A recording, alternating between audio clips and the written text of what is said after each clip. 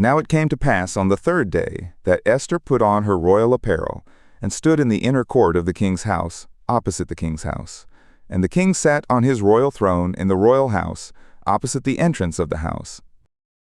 And it was so, when the king saw Esther the queen standing in the court, that she obtained favor in his eyes.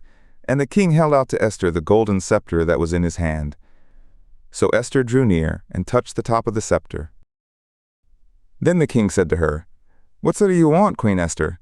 And what is your request? It will be given to you even to the half of the kingdom."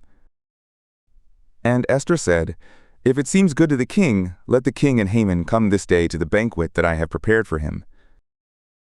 Then the king said, "Cause Haman to hurry, that it may be done as Esther has said."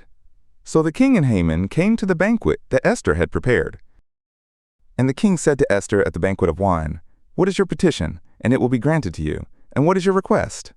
Even to the half of the kingdom, it will be performed."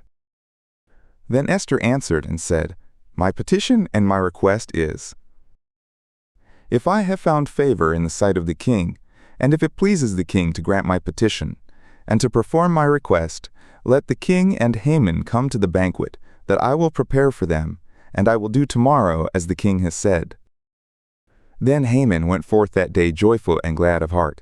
But when Haman saw Mordecai in the king's gate, that he didn't stand up nor move for him, he was filled with wrath against Mordecai. Nevertheless, Haman refrained himself and went home. And he sent and fetched his friends and Zeresh his wife.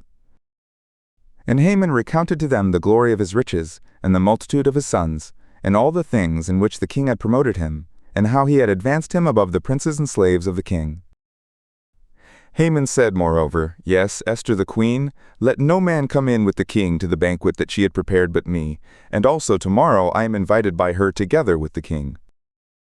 Yet all this avails me nothing, so long as I see Mordecai the Jew sitting at the king's gate." Then Zeresh his wife and all his friends said to him, "Let a gallows be made 50 cubits high, and in the morning speak to the king that Mordecai may be hanged on it. Then go in merrily with the king to the banquet." And the thing pleased Haman, and he caused the gallows to be made,